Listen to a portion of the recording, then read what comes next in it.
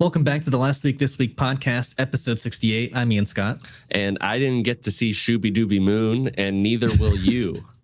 And that's probably a really obscure reference that you probably don't know, but that's okay. Google because Shooby Dooby Moon, George Romero.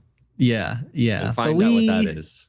We have a list of things that we're going to bring to you today. What are we?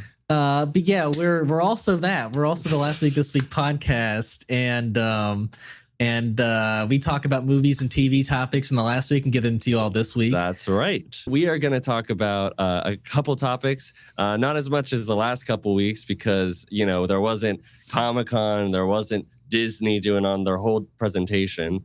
But we are going to talk about the new Kraven the Hunter trailer, which maybe we have a more positive outlook on Kraven. I think so. We are going to also talk about Spider-Man villains potentially not being able to be used by Marvel if Sony used them first.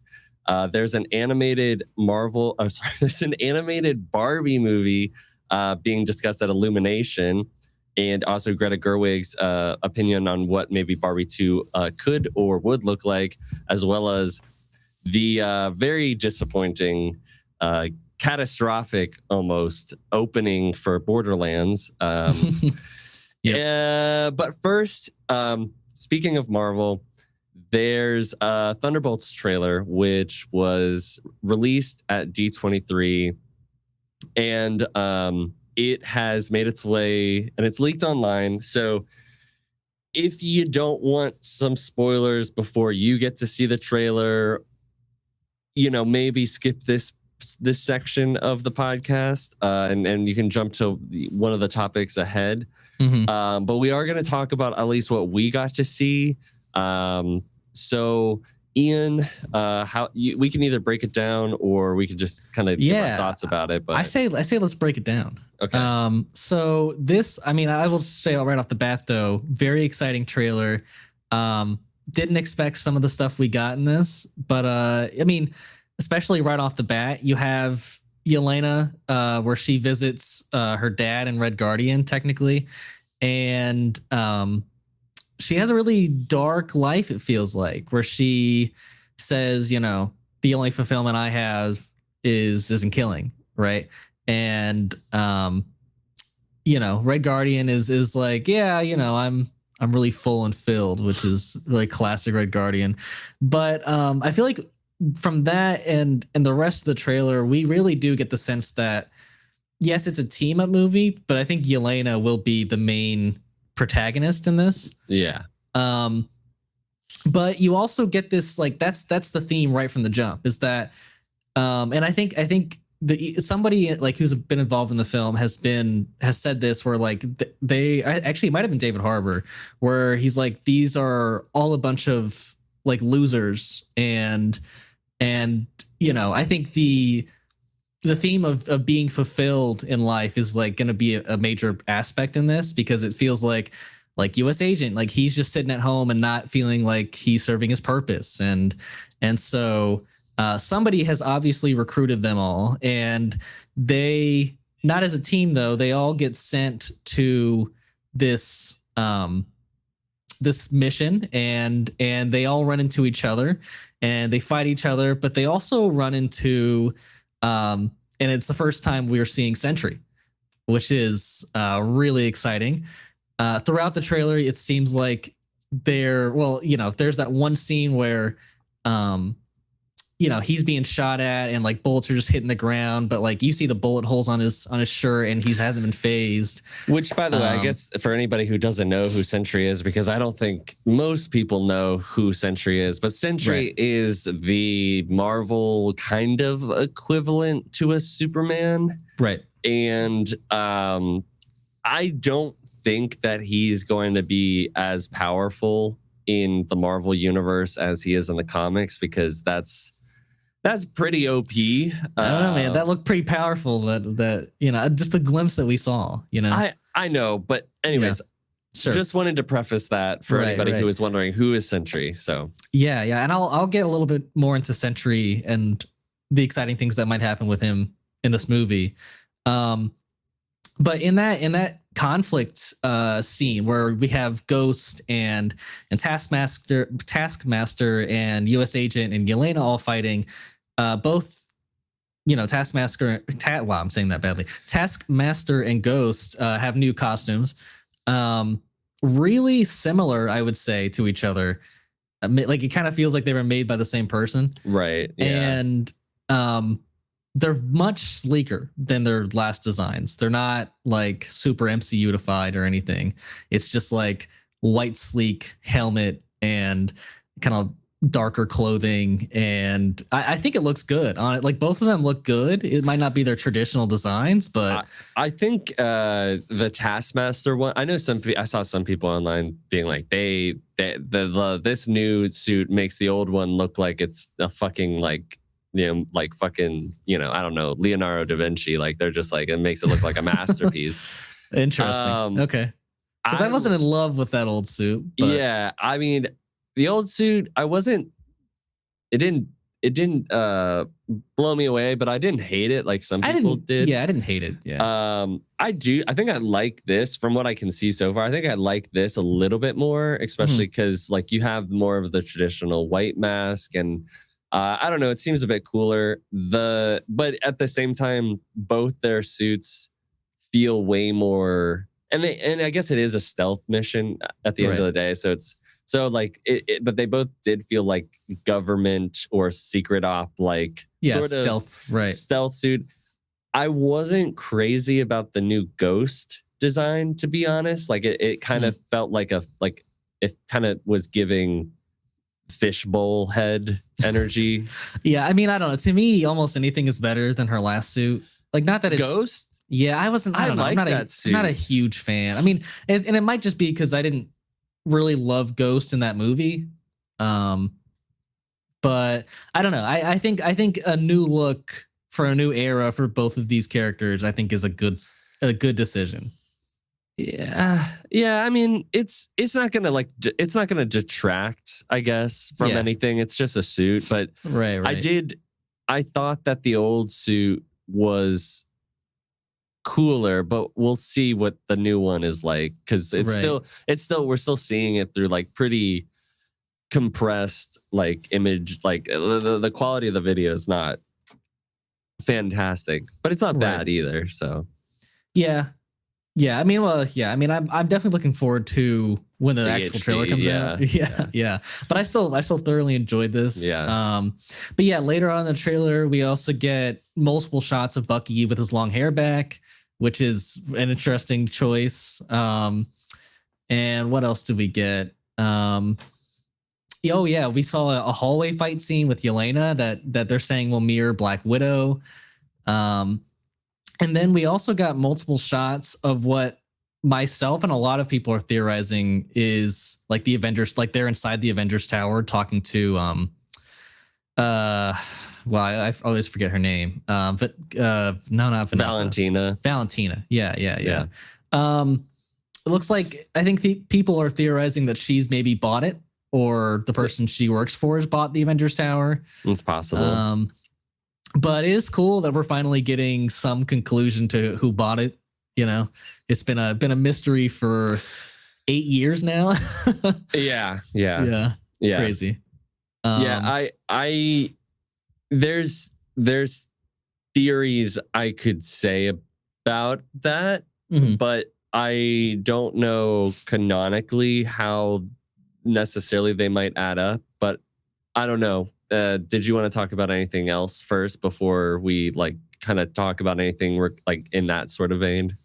I think that's it. I think I have some theories I want to talk about too. So let's go there. Well, also, I guess I should mention great use of that Pixies song. Yeah, it's a great rendition of that.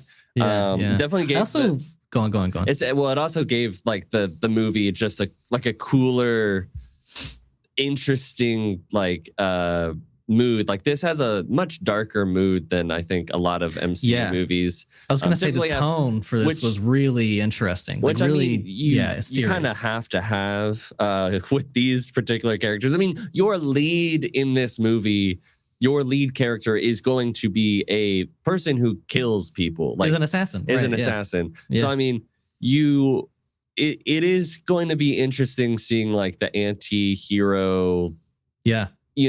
first kind of movie of that ilk in the MCU. Right. Obviously, like I love Red Guardian. I really like a majority of these characters. Yeah, for sure.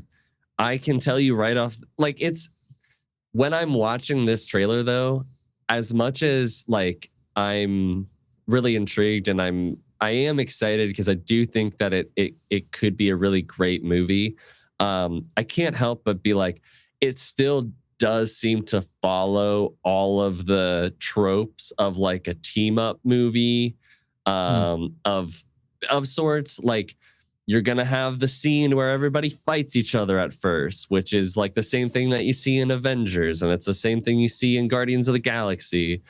Sure. But if you were to say like, I think a lot of people are comparing this to Suicide Squad, and I can't say that's how like either Suicide Squad started, I'm not saying it is for every movie. Right. But it does happen for a majority of them. When it comes to like just when individuals get together, they usually end up fighting each other to a certain degree at the beginning of the movie. I can almost guarantee you that somebody in the Thunderbolts is going to be like the inside man who's going to know everything that's going on. I would like that. And lie to everybody else about it. Right.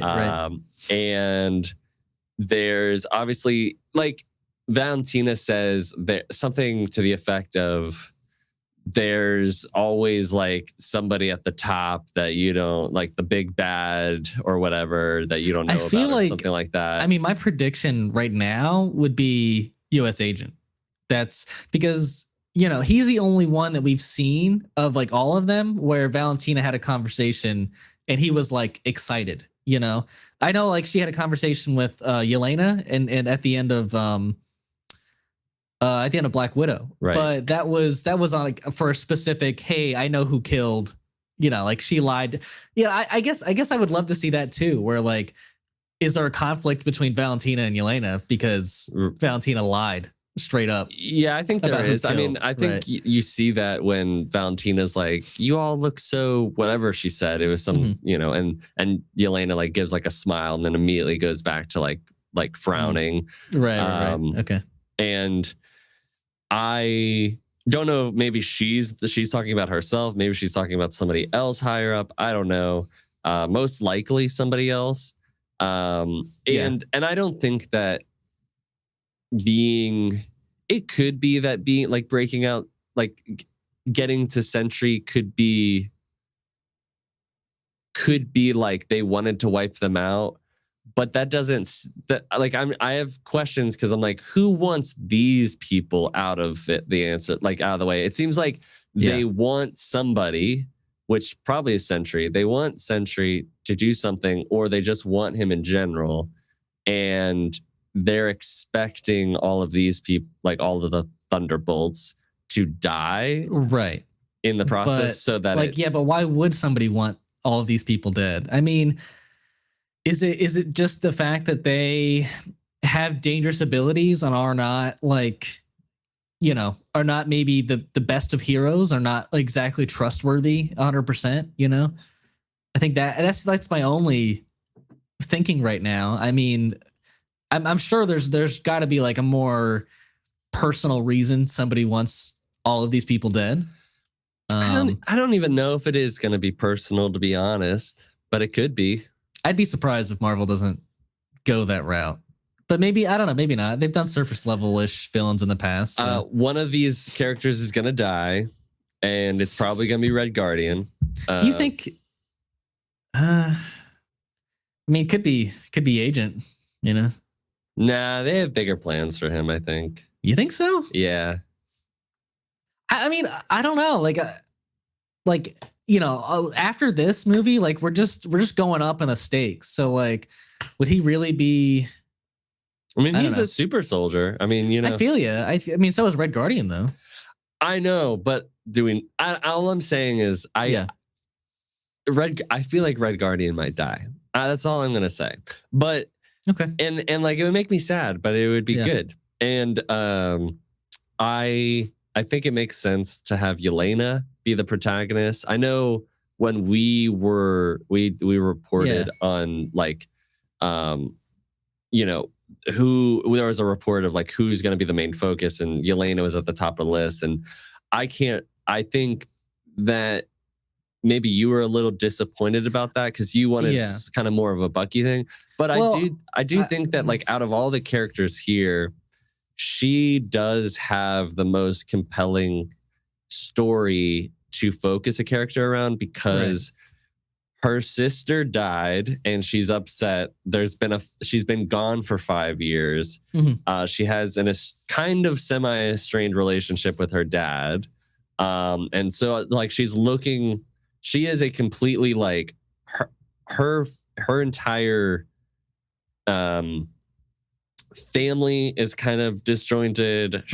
She doesn't really have a purpose, and that was clear from seeing her in Hawkeye, and that was clear from seeing her in Black Widow.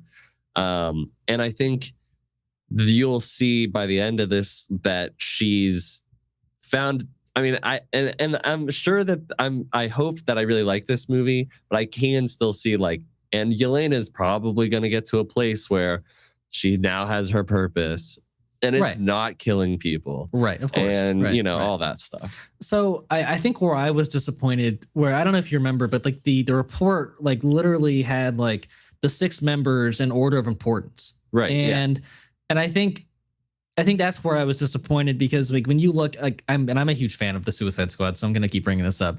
But when you look at that team and how they wrote that team, yes, Bloodsport was the main protagonist, but I felt like everyone on his team that was around him, like were all equal of importance. Like those, like the rest, like the next 5 or 6 up were like equally, all had like their story time and all had their exposition and backstory and I want that kind of treatment. I don't want like, Bucky to be like the least important member and him have like barely any dialogue, he's the character that needs the least amount of screen time. Agreed. He is the least amount of like loser of everyone on this team is what I'll say.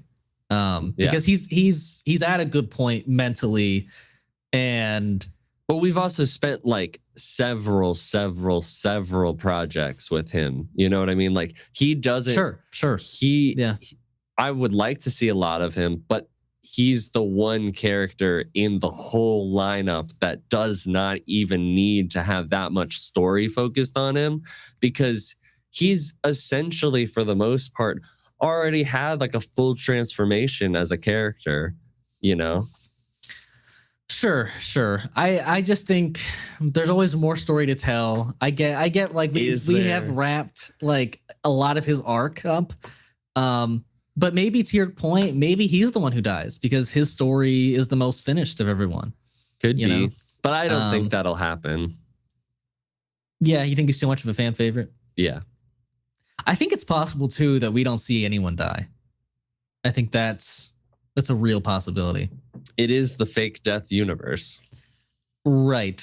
And I don't know, like I don't feel like Marvel usually kills off a big character. So I would be a little surprised if they did here, but I know. I think the movie needs it. I think it would be good, Yes, I do too. Yeah.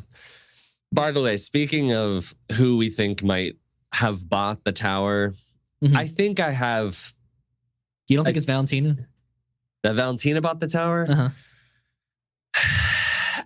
She could, right? She could, but I don't see her as. I felt like she was alluding that there was somebody above her. I feel like she's also working for somebody. I agree. Yeah. And also the last time we saw her, like she was in like U.S. custody.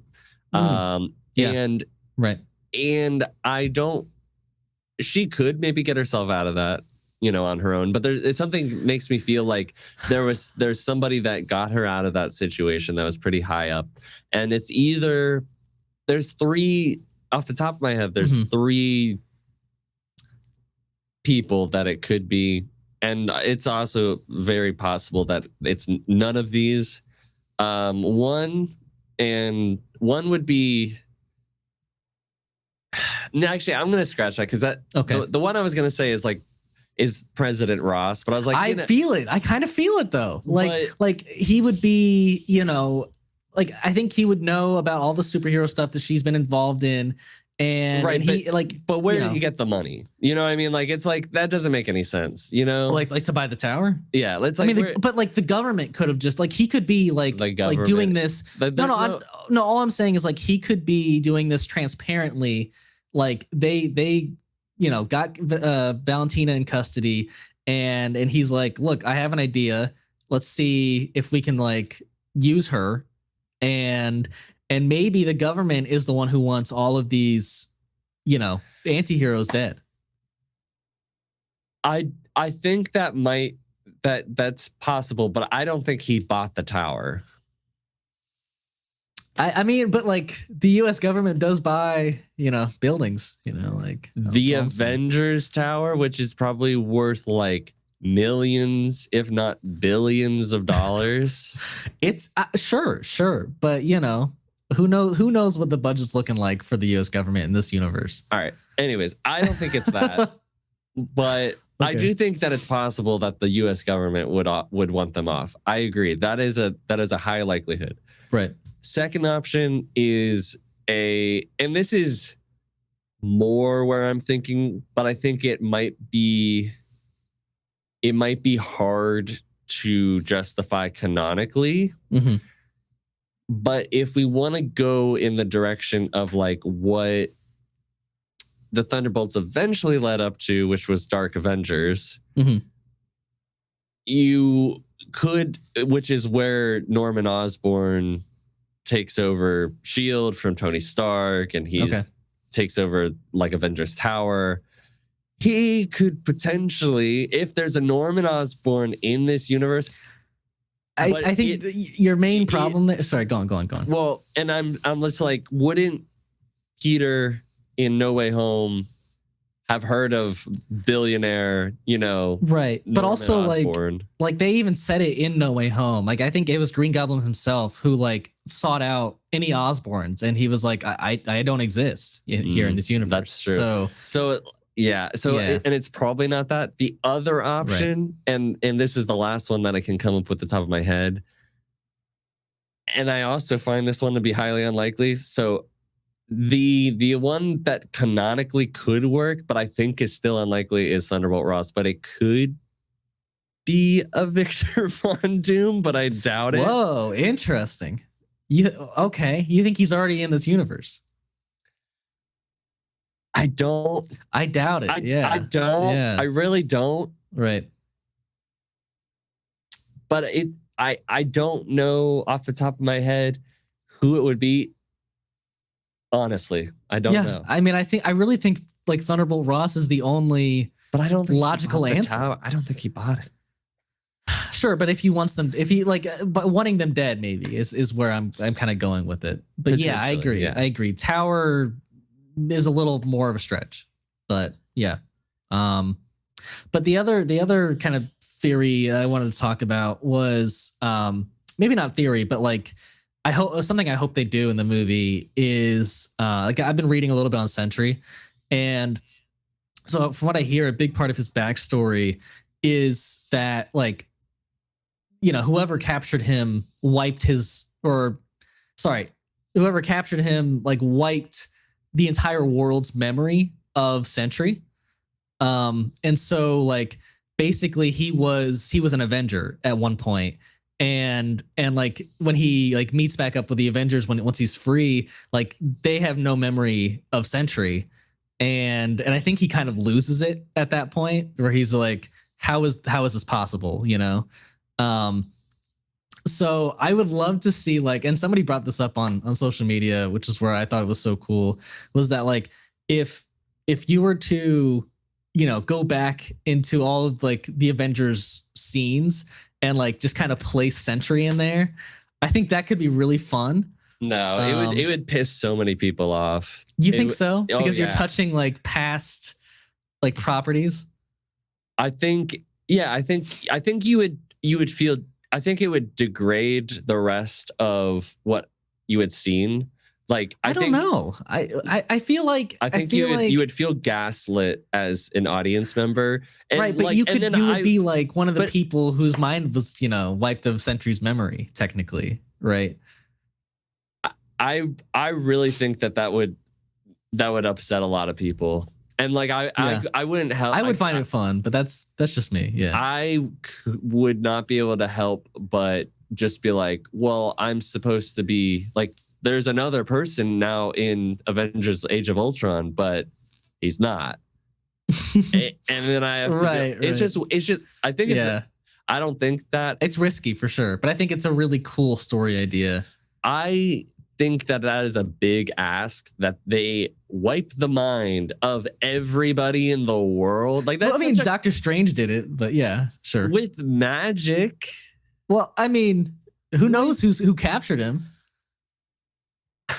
It's such a comic booky thing that like it was fine when it was like Peter Parker, you know, like I don't know, like it worked in a way with that, but like, and it was because it came from our one magical being, you know what I mean? Like our one main magic dude.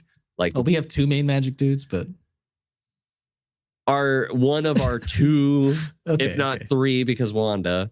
Well, she's dead, supposedly. Supposedly. I mean, another part of his character is that he has a bunch of like addiction issues, which leads into like everything that like maybe he hallucinated things. And well, he's got the void, which is like another entity of like his powers, which is like basically the evil version of him. And and I would wonder if like that's the part that they're like, hey, we're trying to either get him to like bring out the void, or like we're hoping all the Thunderbolts to die from the void. But at that point, it's like, why not just try to kill all these?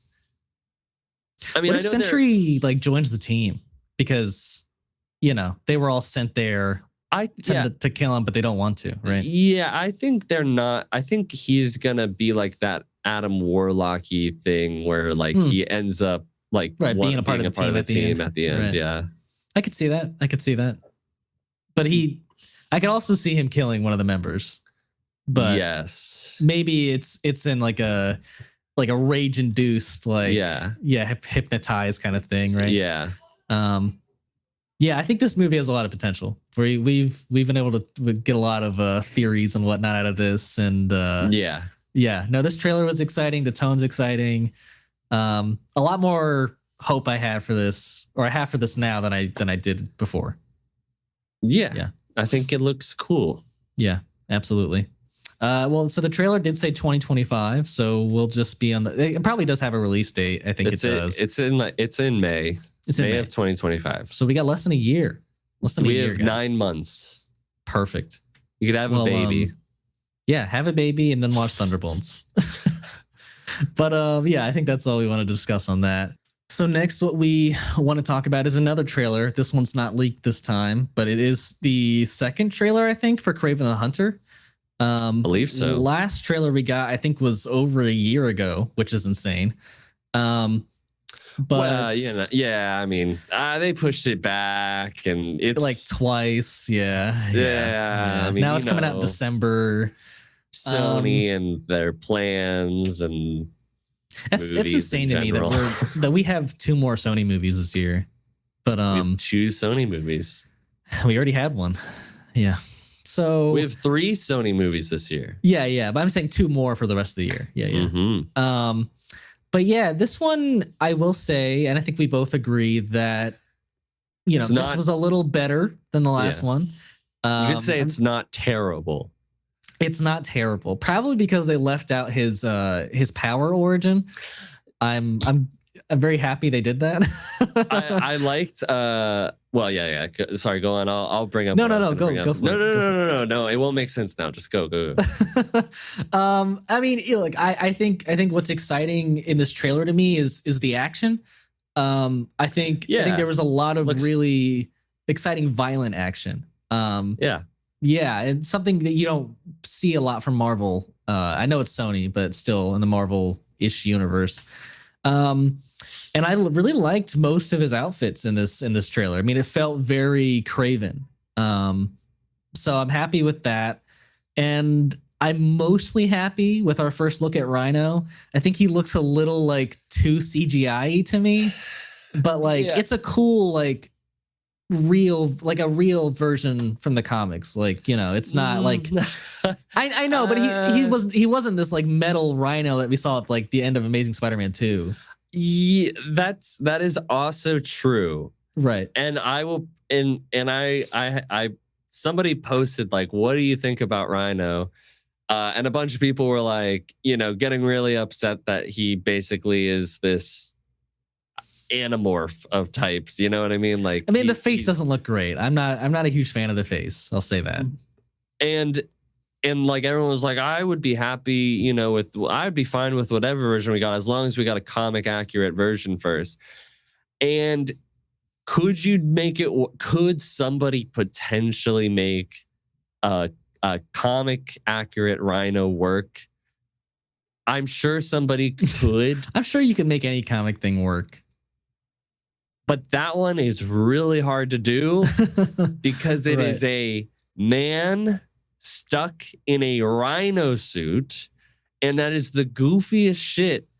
That is pretty goofy. It's so goofy. So as much as I don't, I would have I think it works. I think it works with the context of how they're, you know, defining like how the powers work. I think it's, you know, mostly fine. Like, I think it's the most Rhino that we've like, you know, that we're probably going to get, because I can't imagine like if somebody wanted to do something. Yeah, we're never going to see that version you described. I don't think like that's going to be possible. You could like, I could see him in like a mechanized suit, but the fact is that who purposefully wanted to make a rhino suit? Like they were like, that's the suit I want I want it to look like a rhino. And that it's the same thing that I kind of have with like Scorpion, where I'm like, who is like, yeah, make it like have a tail. And it's green and it's the Scorpion. You know, it's like, I don't know. It's a little cheesy. Sure. But I'm not like, I don't think it's amazing, but I think it's okay. But the thing that I think makes me upset about it is not so much the look, because the look is fine. And it's not that he like transforms into a rhino. I think like people can understand that. That makes sense. And and I get it. It's mostly that this is not actually how Rhino, like this is almost completely different character than what Rhino is. And it makes me go like, well, you turned Rhino into like, I get it. Like, I basically turned him into an antagonist for Kraven, pretty much. But it's not sure, but it's a different like anamorph, like you were saying. No, it's not. Not even that. Okay. No. Okay. Rhino is supposed to be a fuck. Like, I'm not saying that like you have to stick to this, but it feels strange to me to have somebody be Rhino and be like this like smart, calculated leader of like a group of people, like militia group of sorts, villain, when he's really just typically been this like dumb, really strong guy who like, you know, breaks a bunch of shit. I think that's kind of what I was saying though, with like that he's more of a Kraven antagonist now, where like he's been reworked a lot to be a part of his story, right? And he's not. You're right. He's not the same character. Yeah, but you could have had somebody else be like the brains, and then him be like the big like the muscle guy that you fight. And when I watch it, you know, I'll be like, you know what? That's what they decided to do with the character. I just don't. I don't love it, because like it's almost like he's a completely different character than what he's been, and I know I sound kind of hypocritical because sometimes I'm like, well, you can rework a character into different things. Right. But it just feels weird to me. Like it just feels strange to have him be like this, like, tell me more about this hunter. And I'm intelligent and I'm, gonna lure him into this trap and I'm gonna, right. I don't know. It's just, it's anyways, that's what I went. But somebody said, I can't wait for the scene where Rhino, gets a drop of rhino blood and it's like with great power comes great horniness. Is that in the comics is what you're saying, or no is that in the trailer? No, somebody in the comments I can't wait for the scene where he'll turn into a rhino and he'll learn that from great power comes great horniness. Oh, okay. I mean maybe I'm lost on the horn. Rhino. He has a horn. Okay, the pun. Yeah, I wasn't thinking pun jokes. So sorry about that. He has a horn. Yeah. Well, rhinos have horns, so horniness. I know. Okay, all right. I get the pun. I do. Okay. Okay. Yeah. What else is the trailer? So I don't know if anybody else noticed this, but the synopsis they dropped with the first trailer from last year.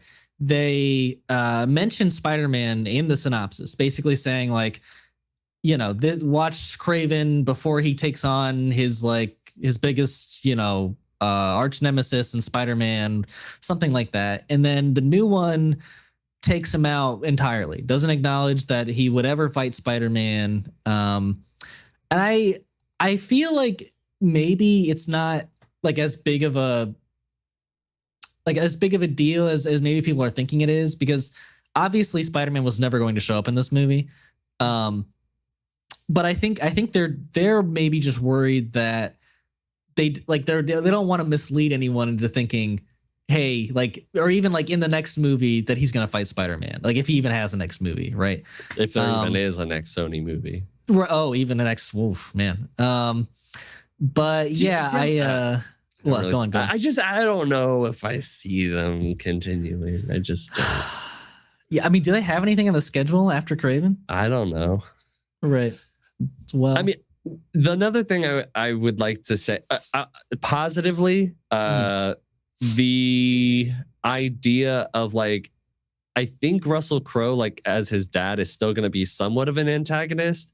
Oh, I think he'll be the main antagonist. But it is interesting to see him as to know that the story is still kind of the character of Kraven somewhat taking revenge, somewhat still feeling like he has to live up to this thing that his dad wanted him to be, and then having this, the other son being like, you're still just going to be just like him, and it's, you don't want to be like him, right? And I think the story I'm kind of getting more behind. I kind of like the idea of what they're trying to do with it. I think the action does actually look really great. I'm still not excited to see him, get the lion's blood and we all go okay, whatever. Yeah. But you know what I am happy about? I am happy, and this isn't a big spoiler for Spider-Man 2 because I'm sure you still haven't finished it. No, I finished it. Oh, you did? Okay. So the Kraven in that universe, it's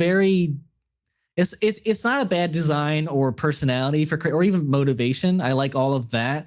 I think what I was the most unhappy with is that he had this thousands of people in his army that he came with to New York City, and I was like, yeah, I don't really need all that. Yeah. So I'm happy to maybe get more solely focused on Kraven. Yeah, being a hunter by himself. Because the trailer just told you so many times that he's a hunter. He's a hunter. Yeah. If just you didn't know, he's a hunter. Yeah. And did you know, Zack, that he's a hunter? Not until this trailer did I know that he was a hunter. Yeah, I didn't either, apparently. Yeah. I would also it was with great horns comes great horniness. Oh, okay. I would also like to say that That makes more sense. some people said I'm not really craving this movie. That's a good one. I like that. I'm gonna start craving soon. You won't like me when I'm craving. It's Kraven time. What if he joins up with other members of the Sinister Six and said, "What are we? Some kind of Sinister Squad?" Yeah, that's a good one. I like that. I hope all these lines make it eventually. That'd be great. Or I can't wait to hear when Kraven says, "I'm craving justice." That's the best one yet. That's the best one. Yeah. I'm not just hungry. I'm craving. Okay, we got to end it on a really good one. How about when you heard "When the Man Comes Around" about 1 million times? Remember that song in the trailer? It just says "When the man. Yeah. When the man comes around. I don't know. I have a craving for human blood. Good. That's a there great you go. one. Yeah. And Morbius shows up. The team up we all wanted. But yeah, it looks decent. Yeah. I don't have high hopes, but I will probably go see it because I'm a sheep. So I mean, look, I do think that it's probably the best looking trailer for a Sony Marvel movie since Morbius, because as much as I did not like Morbius, the trailer for Morbius was actually quite good, and I was actually a little excited about it.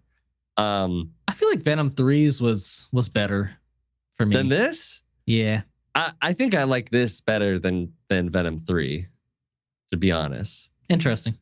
I think there was just a little more exciting things shown in the Venom 3 trailer, but I get it. It's not a great trailer either. I don't know. I feel like whoever is working at Marvel creating trailers is not working with Sony to create those same trailers. No. Yeah. So yeah. Yeah, we'll be there. we'll maybe review it. Yeah. But yeah, speaking of Spider-Man stuff, we got a report, an interesting kind of maybe more rumored to Zack's liking, is that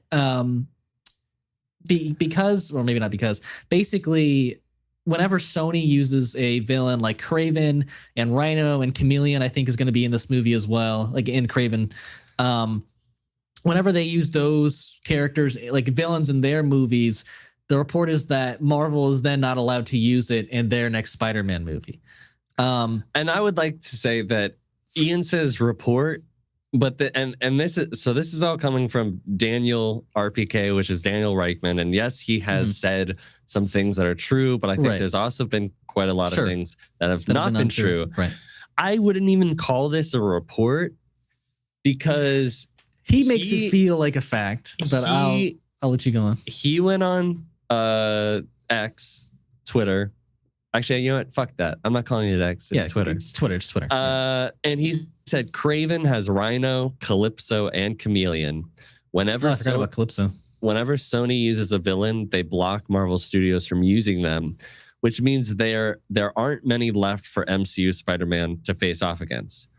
Which is not, I heard so and so and so. It's just that is what he put. And and maybe there is something in their licensing agreement where that is true. Right. But I would like to say that as of this point, yes, we have only seen past Sony villains make their way over, portrayed by the same character, the same actors over in the MCU, or they have been characters that have not previously been used before. I would like to say that even if this is true, it puts Sony still in a. It still limits what they can do with Spider-Man in the future, and that would hurt their brand. It would hurt their product, and I don't it doesn't make any sense to have this as a stipulation, as a part of their contract of their licensing agreement with Marvel. Because let's say, okay, so now we've taken Rhino, Calypso, Chameleon, Kraven, Venom, Morbius. They have taken, if this is true, they have taken a bunch of characters off the roster from being used, and now you can't have. You don't really have Vulture as much. Well, you could have Vulture again, but I don't. Who knows if they're going to do Sony him again. Shut up. I mean, he is, dude. And you already and maybe Scorpion, but like you can't do Mysterio. Maybe you can't do Green Goblin again. Maybe you can't do Doc Ock. So it's there. It's a lot of villains. There's a lot of villains. So what do you do with Spider-Man? Like you would be limiting what your sure, I get your that. character, right? The IP that you bought can do, other than bring them back to Sony, which maybe they would like to at some point. But to be honest, their deal with Marvel's been working like wonders for them. And as long as it is a licensing agreement, they are giving they are licensing the characters, the product, like the IP of Spider-Man to Marvel. I don't see why that this would be a part of their contract. I think it would be bad business, and I also think that they could easily just be like, yeah, and you can use our character for this movie. We're gonna use this other character that maybe you've used before in our movies. It's just gonna be cast differently, or whatever the fuck, Like, I think I do hear what you're saying, but I think I could see a scenario where they do have this somewhat agreement where Sony has a lot of the control over their villains, because they're actively making this villain Sony universe or this anti-hero Sony universe where, I mean, they, like we just said, they have 3 movies coming out this year. And I think like the thought is that if you were to put out one of these movies and then a Spider-Man movie comes out and it uses one of those villains that you just used like within the past year, and everyone's like, oh, well, that's the superior version, and then your movie ends up, not doing well or flopping. I mean, it could be like a non-compete, basically. It could. Right. And so like I get what you're saying. Like he's not saying this is coming from a source. He's just like, yeah, this is what it is. And so yeah, I think we can be skeptical, especially since any scooper isn't 100% right.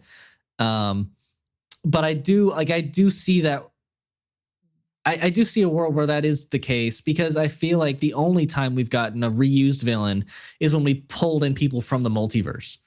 And I don't know. But here's the thing. Even if, like, with the non-compete that you're talking about, right? They are still getting the profit from the Tom Holland Spider-Man movies. They are still working with Marvel. Marvel for sure is producing. Sony is distributing. Right. And it's like, so Batman, Ben Affleck Batman, and then Robert Pattinson's the Batman. Yeah. Both good Batman.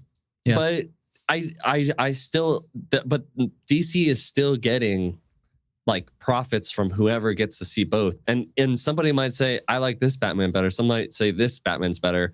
But I don't know if like having the two might confuse audiences potentially, but we haven't seen that happen so far. Everyone seems to be aware of like, Robert Pattinson's Batman, Ben Affleck's Batman, whatever. And same thing coming up with like James Gunn's new Batman that's going to happen whenever it does. I just don't know.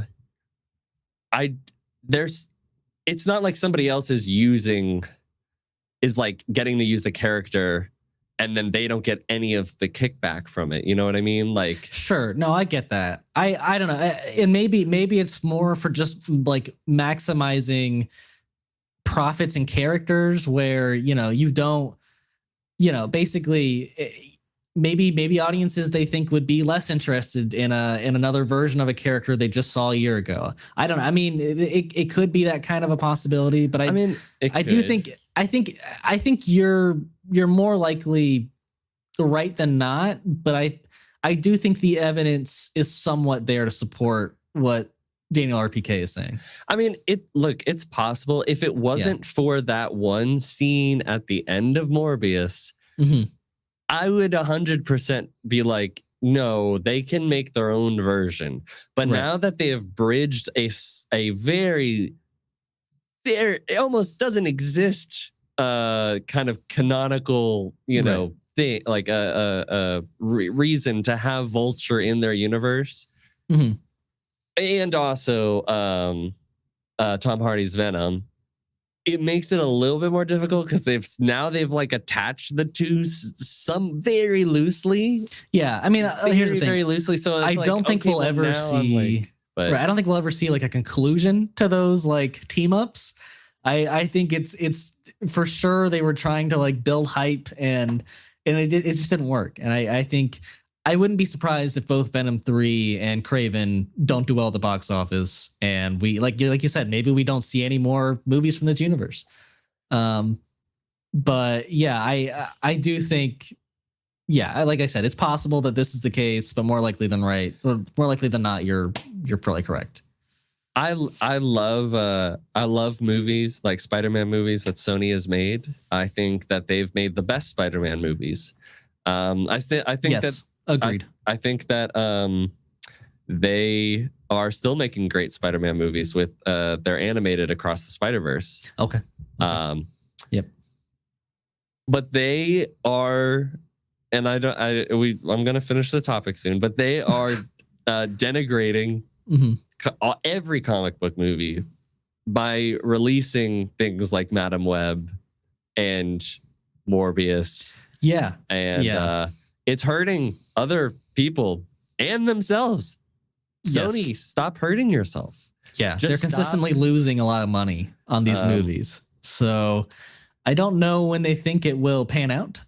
That's what I'm saying. I don't. If this movie does well, if it does well, and if Venom 3 does well, maybe they're back on track. We might get more. If these don't do well, I think they should just call it. Agreed. Totally agree. Especially since Venom is done after this movie. Like that's your main draw in this universe, and he's like, this is my last one. Yeah, and you in less than 3 years, you've had two of the most memed and now like are almost cult classic status, but horrible movies. That like that you made terrible movies that now everybody knows how bad those movies are. I was at a show, like a local somewhat show, smaller show, and somebody made an adjacent "It's Morbin Time" nice joke. Nice. Everyone gets its meme territory. Everybody gets, everyone gets it, right? Yeah. And now you're gonna have, he was with my mother when they were researching spiders in the Amazon. Everyone's definitely gonna meme the hell out of Madam Web for a while. So, not looking good for Sony, I will say. But who knows? Maybe Venom will be a success regardless because it's Venom and Tom Hardy. But I just personally don't know if I buy this report. Yeah. Personally. Yeah. Right. Well, if it's true, let's hope that let's maybe hope that this Sony universe fails so that they don't keep stealing more villains. Right. Yeah. But yes, that is, I think, all from Spider-Man topics and trailers. And now we'd like to talk about some Barbie news. I know that's a favorite of Zach's, but basically we got the news that they're developing a Barbie animated show. Oh, okay. They're not developing it yet. And it's an animated Barbie movie. I'm so sorry. It's being discussed at Illumination, which is the same studio that did Despicable Me and the Super Mario Brothers movie and the upcoming Link Legend of Zelda movie. I don't think Illumination's doing Blank. I thought it was. Maybe I'm wrong. It's possible, but I thought it was like a different, like, studio. But it might have been, but but regardless, yeah. At least those two, and also that that duck movie that recently came out. Do you know what I'm talking about? Yeah. The is it a Migration? Migration. Yeah. Yes. They Mattel is kind of discussing this. This is coming from Puck News. I did not get to read the article, granted, because it was behind a paywall, and so basically this is just this is, maybe take it with a grain of salt, but it is being reported that is what they're discussing at the very least, and that they're hoping that it would be a huge animated franchise like Super Mario Brothers. Do you think it would be at all related to the movie that just came out? I feel like it would have to be.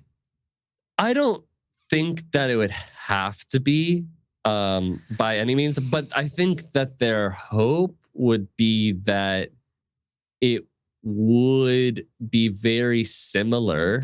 Right, because I don't see a Barbie movie in the style of like all the other Barbie movies doing well. Well, but it wouldn't be in the style of all the other Barbie movies. Sure, it would be a different like art style for sure. Yeah.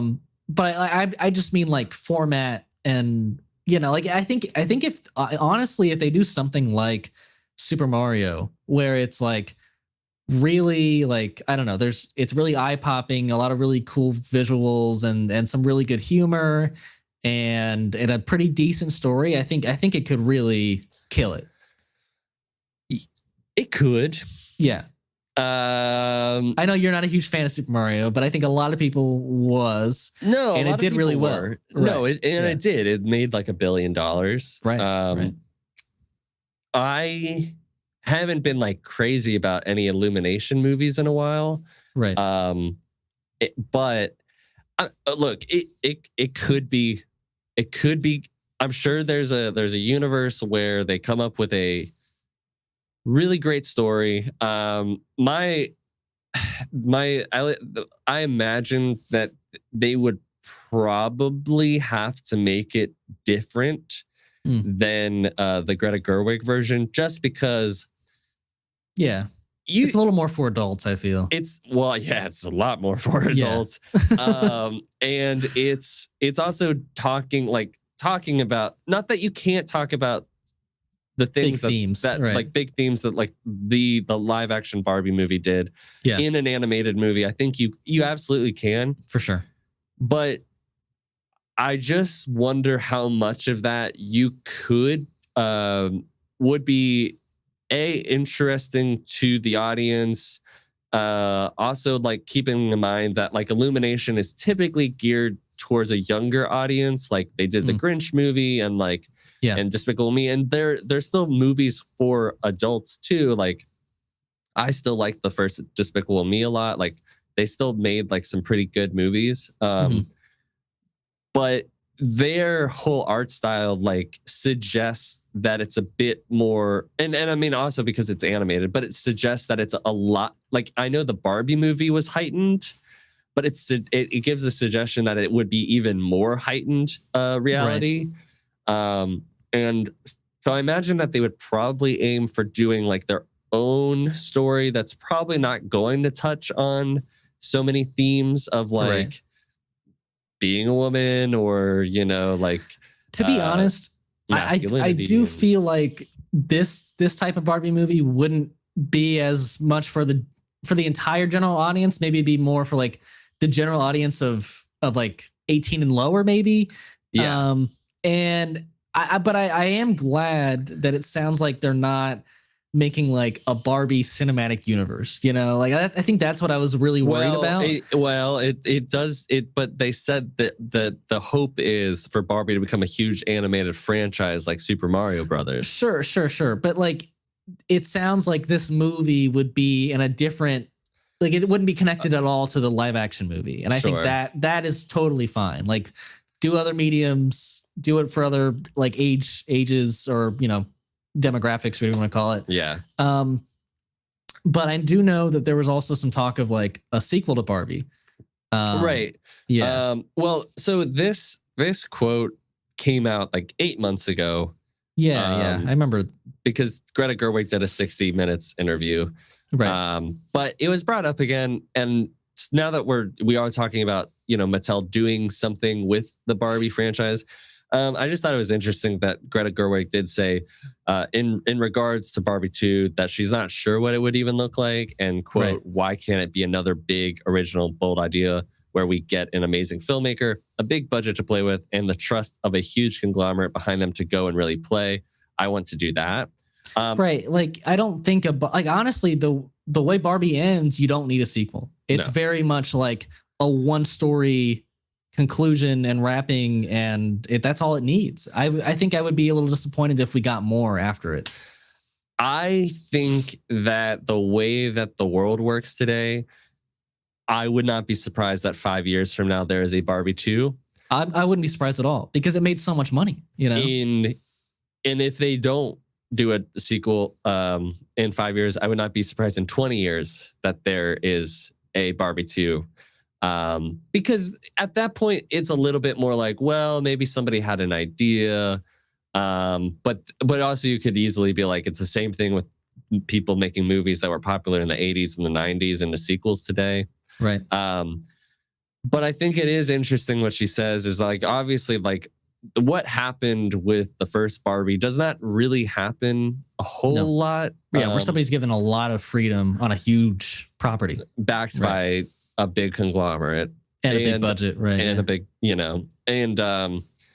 and if there was a Barbie 2, I don't even know if I'd want, like Greta says, like, I don't know if even like a Greta sequel, unless she had a great idea. Yeah, like, how could it be as good? Honestly, But if somebody has another original idea, like, I would imagine that if you wanted to do a Barbie 2, you could focus on, you could go back to the same characters, and I think a lot of people would expect that, and a lot of studio heads would want that. Mm-hmm. But I almost wonder if you could just make it like, well, what about a completely different aspect of the Barbie like idea, and make it about a completely different looking, like maybe the Barbie is like Hispanic, or maybe the Barbie's like, I don't know, like, right. Just do new characters. I think that's the only way you could really freshen it up every time, is making it new characters, but they're still Barbie and Ken, like they're Barbie and Ken, or it's a bunch of Barbies, or, right. Maybe even focus on like a Ken, but that feels like a bit strange potentially. Yeah, for sure. But like having like a different version of what Barbie looks like, and it's like, this Barbie does this thing, and it could be, talking about what, who knows? Right. I certainly don't, because I would have never dreamed in a million years the idea, like the concept for Barbie. Right. But it's great. I just don't see a way forward with the characters we have already introduced with, I think there is a way. Oh, I don't doubt that, but I just don't think it would be nearly as good either. Yeah, I think that they told the story that they wanted to tell. Yeah. But here's the thing. I thought that like the end of Toy Story 3 was like, well, they wrapped that up pretty well. They wrapped it up amazingly. But then I watched Toy Story 4 and I was like, you know what? Woody did have like a really great story that like I really like how his story ended up, Right. But now they're doing a fifth one. So. I know. Yeah, they're gonna be fighting technology. You know what? I could see that. Yeah, but we won't go down a Toy Story rabbit hole. But anyways, I think that, look, I hope that if they do make an Illumination movie, I hope Illumination makes a great movie. I just want, if anything, I would just want it to be a good, entertaining, fun movie. If it's even more than that, that would be great. I just hope that they don't. I just hope that they treat it, I guess, I guess I don't know. I didn't love the way that they did Super Mario Brothers.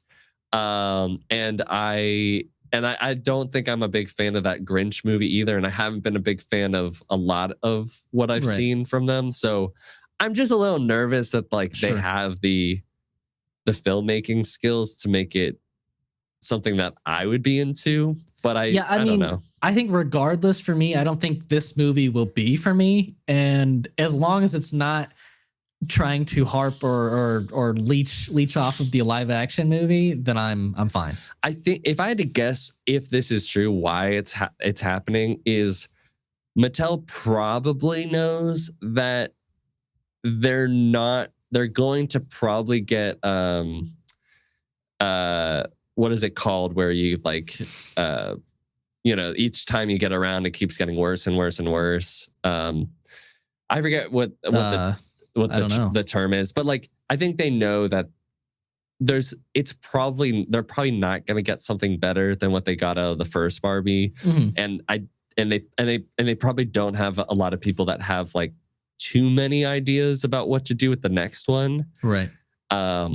And Greta's not even going to be a part of it for at least like a few years because she's doing Narnia movies. 2 Narnia. Right. And that's why I think that they're like, well, Barbie's still hot. What can we do? Right.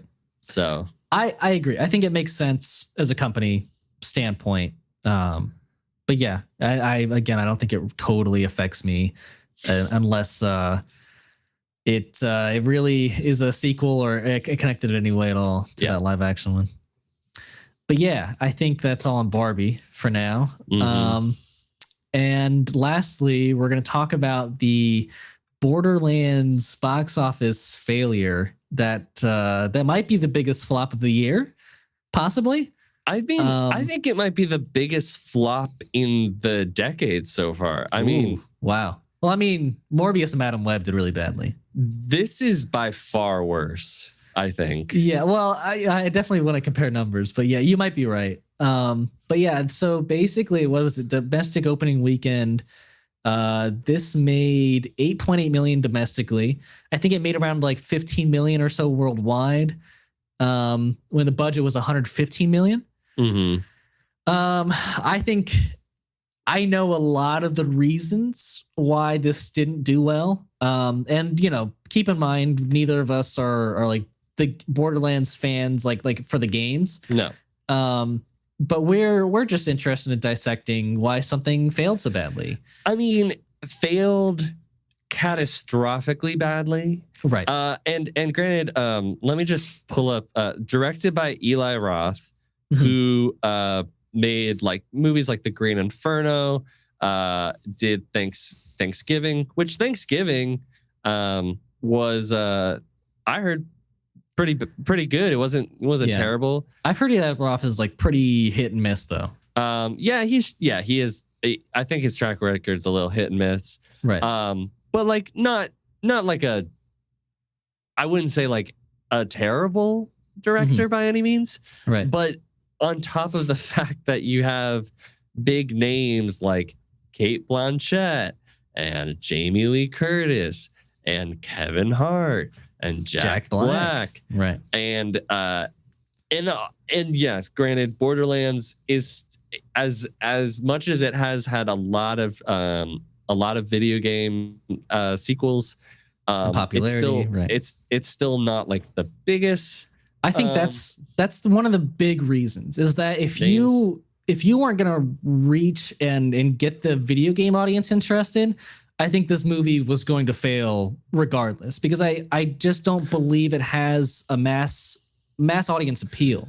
Well, it's too specific to a property, and sure, maybe it has a theme of like other movies. It just feels so specific, Well, I would maybe push back against that a bit just because I think that there's been, and you've seen it recently with Fallout, and with The Last of Us, and with even Guardians of the Galaxy, where a franchise where you have a dedicated fan base, and yes, Fallout has a very big dedicated fan base, but the majority of people don't know what Fallout is, and did not know what Fallout was. A majority of people did not know what The Last of Us was. I understand. A majority of people did not know what Guardians was, but it was good.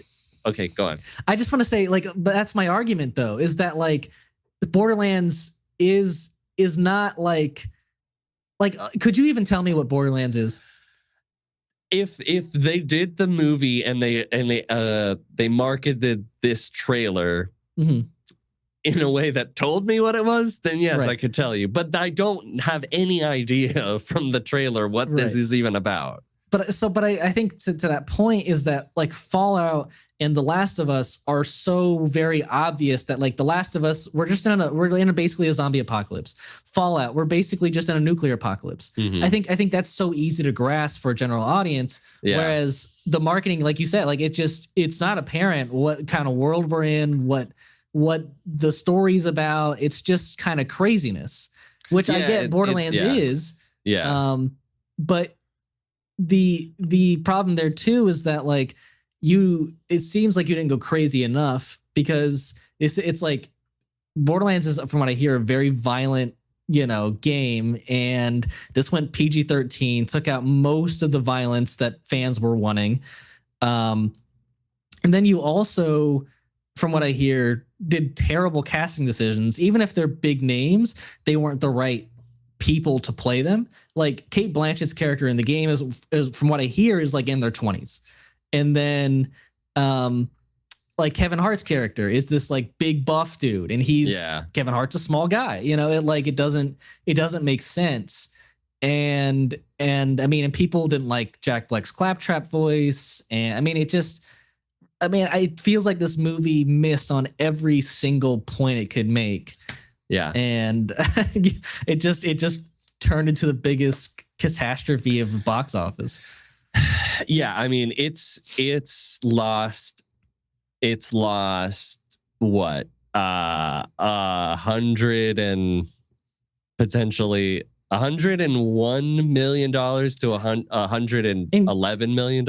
I'm gonna guess the marketing plus the marketing was probably like 40-50 million, I would assume, at least.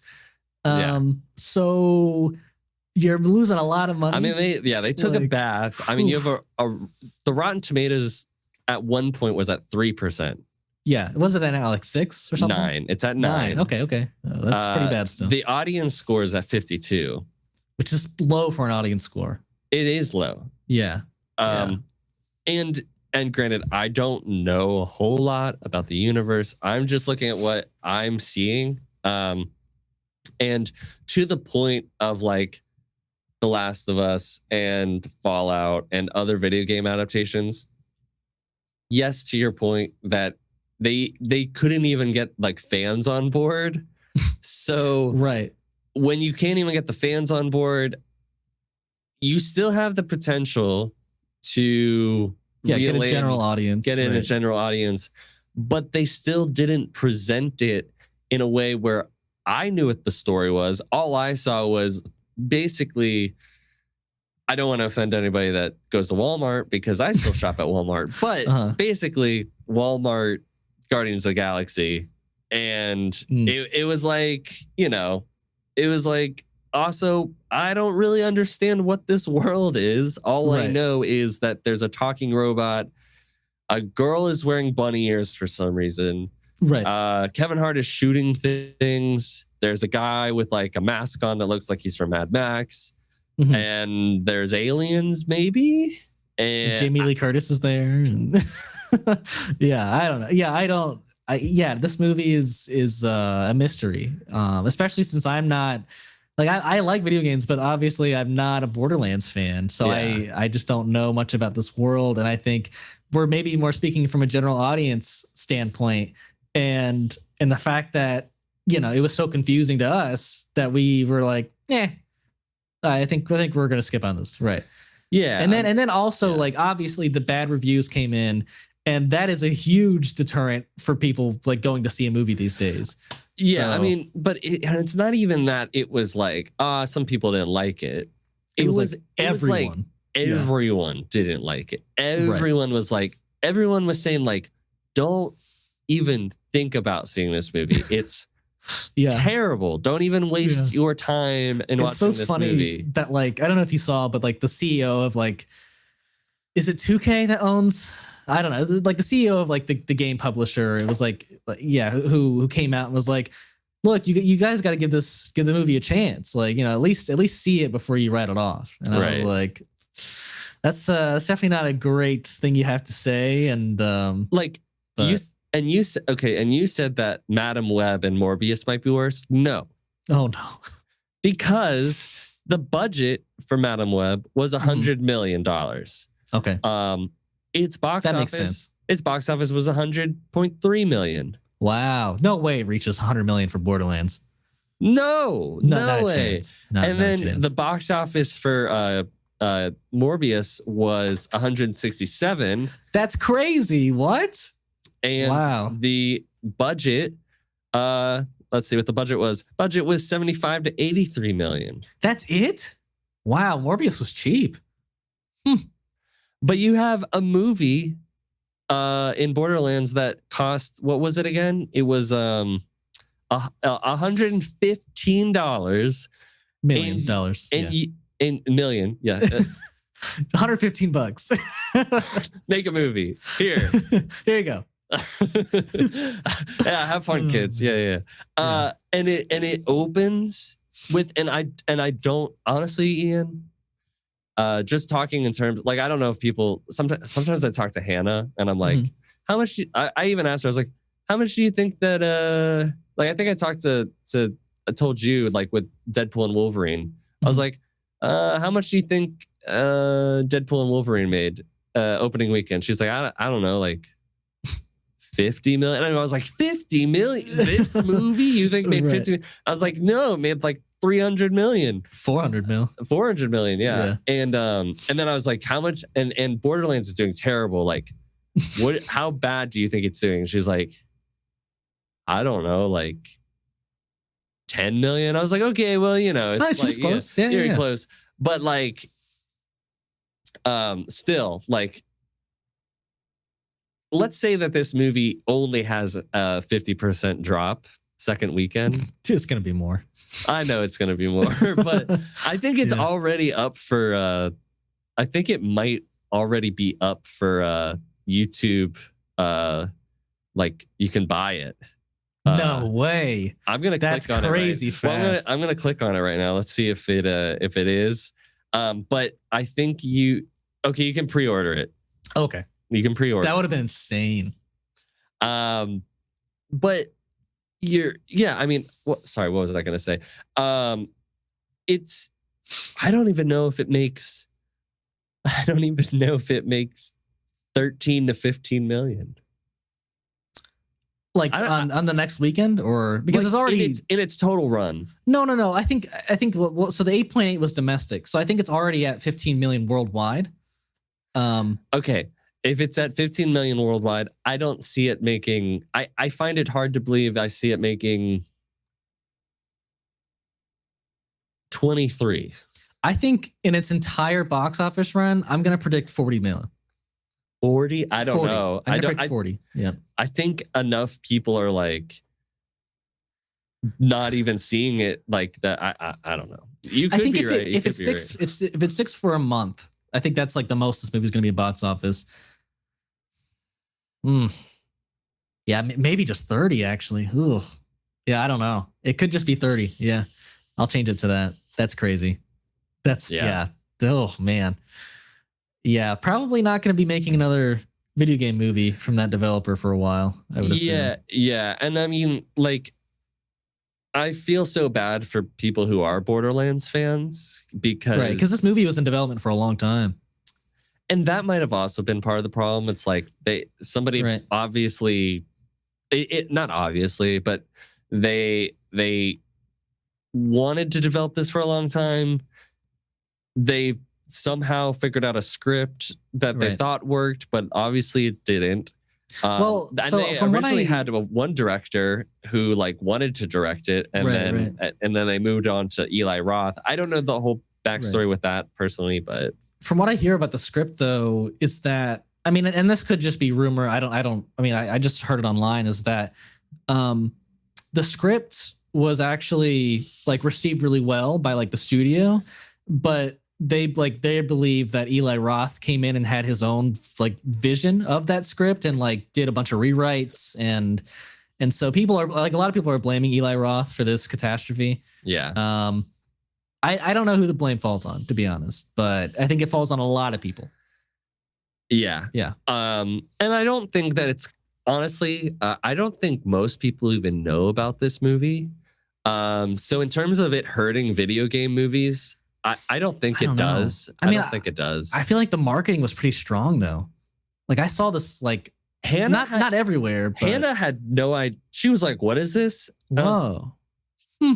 I guarantee you, I asked people at my work, "Hey, do you know about that Borderlands movie?" People go, "What is Borderlands? What is a Borderlands movie?" So the marketing didn't do its job. I honestly, Ian, I didn't see any Borderlands trailers. I didn't even know that movie was coming out when it did last weekend. No. That's bad. That's really bad. I had no idea. I forgot. I did not know that movie was coming out. Yeah. I saw nothing for it. Nothing. Well, that's really telling. So bad marketing mixed with a bad director, mixed with bad casting. I think they knew it was bad, and they just were like, we're just not going to do the marketing and the push because it's not going to do well. I don't know. I feel like though, like I definitely saw like even Jack Black hardly posted about that fucking shit. No, but did you see that video though where they had like they did like an interview thing where they had Claptrap interviewing Claptrap, like another Claptrap. So Jack Black was like interviewing himself in the Claptrap voice. Oh wow! So they did do some marketing there. Like he did, make an effort in a sense. But yeah, I mean, from what I hear though, like his voice pissed off fans of the game. So another bad artistic choice, maybe. Right. But yeah, I think this was just a whirlwind of terribleness, and you got this end product. It's hard for me to like wrap my head around a movie with this big of a budget flopping this hard. Yeah, it's insane. I really didn't know how big of a flop this was until you read those Morbius and Adam Web numbers. Yeah, that's really telling. Yeah. Well, I don't think we'll see this until it's free somewhere, and maybe not even then. So, yeah, I don't know. Maybe I'll see it because I'm always curious to see a really bad movie. But like I know that Zack Snyder's Rebel Moon 2 is bad. Oh, and I saw the first one, so like you'd think that I'd maybe want to see how it ends, but I have no interest in watching that. I agree. I'm never gonna watch it because I just know it's bad. I know the first one was terrible. Right. Yeah. I don't know. Yeah. This I think we dissected this one well. I think it's really bad. And but yeah, I think that's all the topics. I don't know if you watched anything this past week, since we have some time for what we watched section. Yeah, I watched some things. Some stuff. Well, I guess we haven't talked about stuff in a while, but some of the things that I did watch, I got around to watching that Mean Girls movie that came out earlier this year. How was that? That was pretty terrible. No.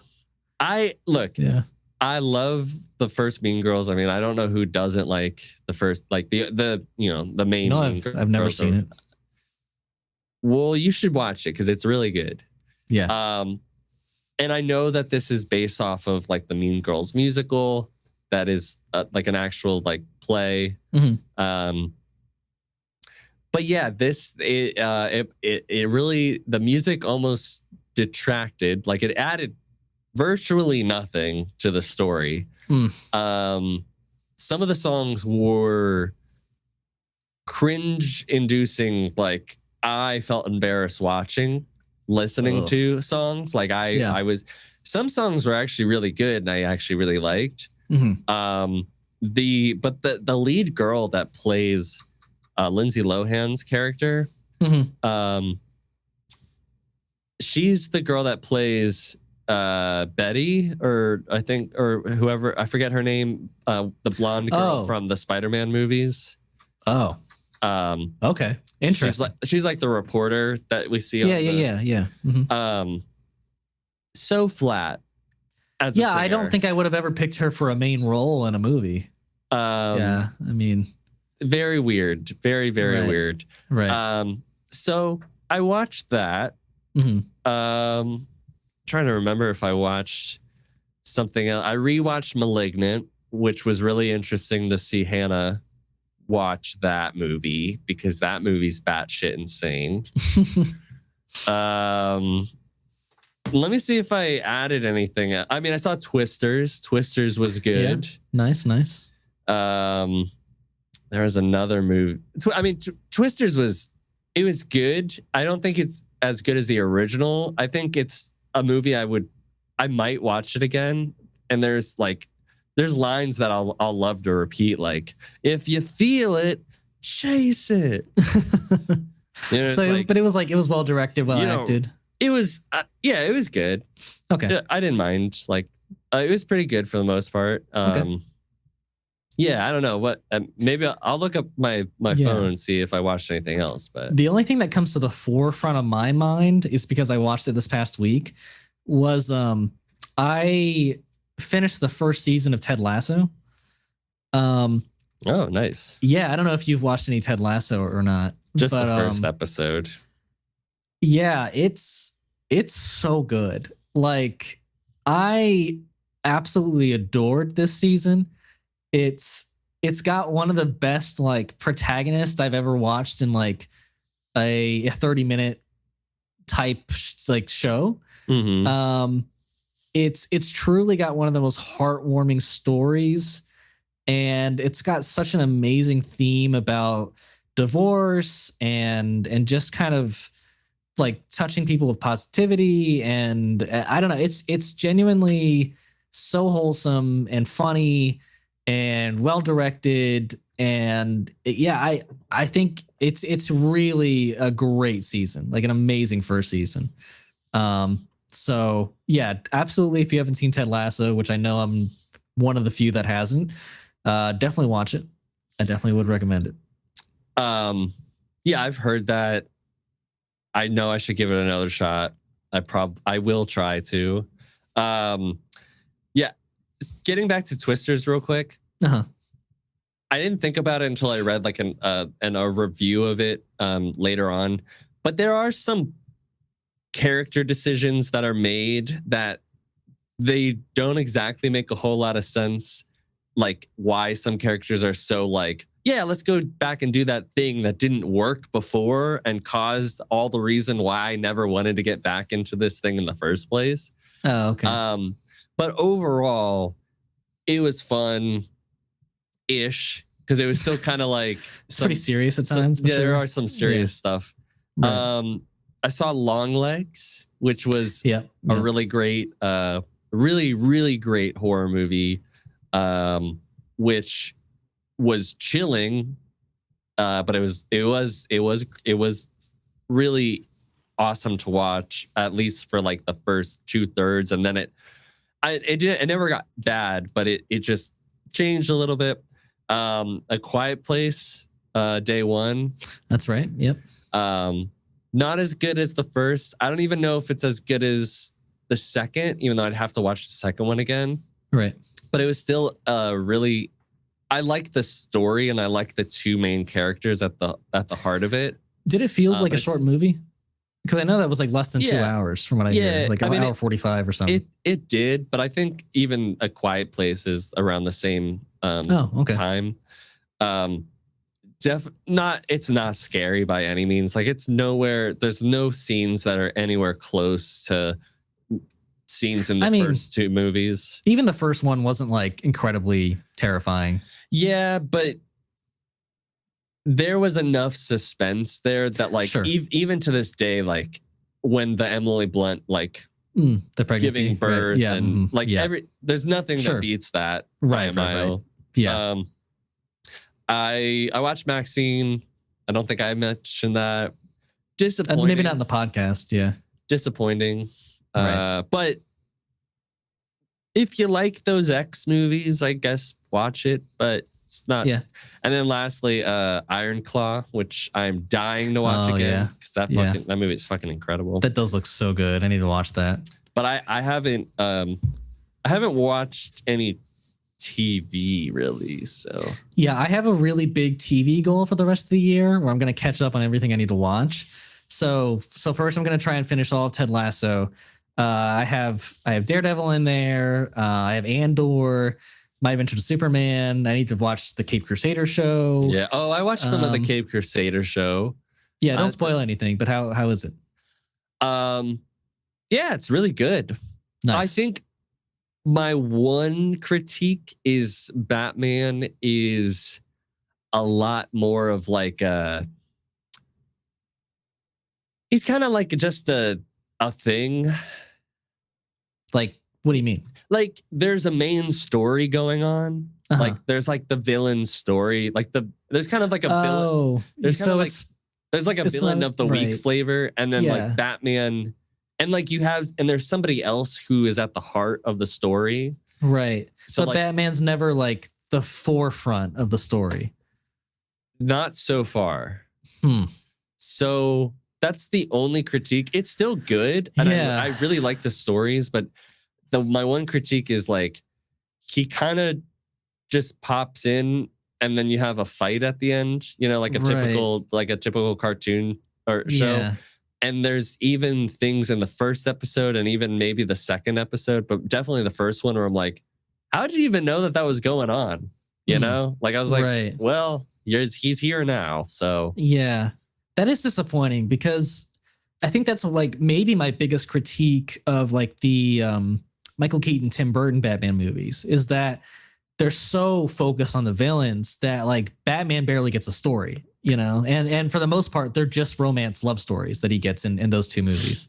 Yeah. I would say it's very light on any Batman heavy plot so far. I'm only 2 episodes in. That is disappointing. I'm only 2 episodes in, but I will say that the villain stories are pretty good. I don't love the way that they're handling Harvey Dent, to be honest. Oh no. It's weird. Okay. It's a little weird. I kind of get it, but it's a little weird. Yeah. But Clayface is great. Clayface, dope. I didn't think that you could do like what they did. And like, it gives me actually hope that you could do a Clayface and Matt Reeves as Batman. I know. It's so funny. I remember you being so against a non like actual Clayface, which I'm assuming this is not like your normal, like, or I guess more modern Clayface. Yeah. Yeah. And I was like, no, I do think it can really work. But I still don't think it'll happen because the motivations of Clayface is too small to be like a movie. Big villain. But you could rewrite some motivations, you know.